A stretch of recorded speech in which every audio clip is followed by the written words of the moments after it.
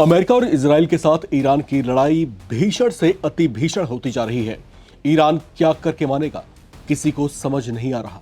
Middle east के देशों को निशाना बनाने के बाद उसने अब थाईलैंड के कार्गो शिप पर हमला कर दिया। थाईलैंड के मालवाहक जहाज मयूरी नारी पर ओमान के करीब उस वक्त हमला हुआ जब वो दुबई से गुजरात के कांडला बंदरगाह के लिए रवाना हुआ था। हमला सीधे जहाज के इंजन रूम पर किया गया था, जिसका सीधा सा अर्थ यह है कि जहाज पर निशाना साध कर यह हमला हुआ था। हमला होते ही जहाज के इंजन रूम में जोरदार धमाका हुआ और फिर वहां पर आग लग गई। ईरान की मिसाइलें अब तक खाड़ी के उन तमाम देशों पर कहर ढा रही थीं जहां जहां पर यूएस मिलिट्री बेस मौजूद हैं। अब तक सऊदी अरब, यूएई, कतर, कुवैत, बहरीन और जॉर्डन ईरान की बैलिस्टिक मिसाइलों के ताबड़तोड़ हमले झेल चुके हैं। पूरे मिडिल ईस्ट में डर का माहौल है, जिसका सीधा असर तेल का उत्पादन करने वाले इन देशों पर पड़ रहा है। जंग की वजह से तेल का निर्यात बाधित है, क्योंकि स्ट्रेट ऑफ हॉर्मुज, जहां से दुनिया के 20% से भी ज्यादा तेल के निर्यात का मुख्य मार्ग है, उसकी गर्दन ईरान ने दबोच रखी है। थाईलैंड का कार्गो शिप भी इसी रास्ते से भारत के गुजरात में स्थित कांडला पोर्ट के लिए रवाना हुआ था जब उस पर यह बड़ा हमला किया गया। जिस वक्त जहाज पर हमला हुआ, वहां अफरा तफरी मच गई। इस पर ओमान की नौसेना ने फौरन रेस्क्यू अभियान चलाकर जहाज में सवार 23 में से 20 मरीन्स को बचा लिया है, जबकि जहाज में सवार बाकी 3 क्रू मेंबर्स का अब तक कोई अता पता नहीं है। इजराइल और अमेरिका की एयर स्ट्राइक में मारे गए ईरान के सुप्रीम लीडर अली खामेनेई की मौत से बौखलाई ईरानी सेना एक के बाद एक घातक हमलों से पूरे मिडिल ईस्ट में तनाव बढ़ा रही है।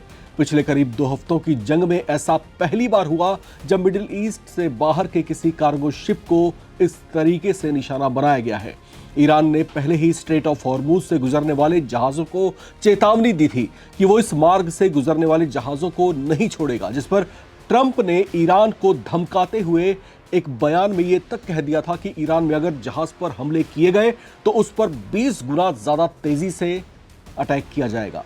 अमेरिकी राष्ट्रपति ट्रंप की इन धमकियों के बाद ईरान का थाई कार्गो शिप को इस तरीके से निशाना बनाना कहीं ना कहीं उसकी ललकार के तौर पर देखा जा रहा है।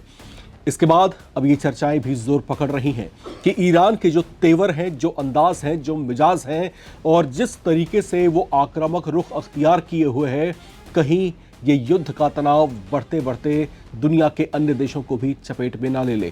क्या इस खतरे को आप नहीं मान सकते कि ये तनाव जो है मिडिल ईस्ट से निकल करके बाकी अन्य देशों तक फैल सकता है? क्या दुनिया के बाकी देश भी इसकी चपेट में आने वाले हैं, प्रत्यक्ष या परोक्ष रूप से, जिसका असर अब फिलहाल दिखना शुरू हो चुका है? एक चर्चा इस बात को लेकर भी है कि क्या ये तनाव तृतीय विश्व युद्ध में कन्वर्ट होने वाला है? क्या तृतीय विश्व युद्ध इससे छिड़ सकता है?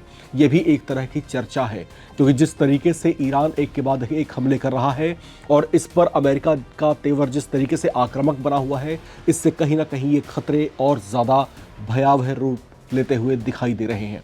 आपका इस पूरे गतिरोध पर क्या कहना है? लिखकर कमेंट बॉक्स में ज़रूर शेयर करें। देखते रहें नवभारत टाइम्स।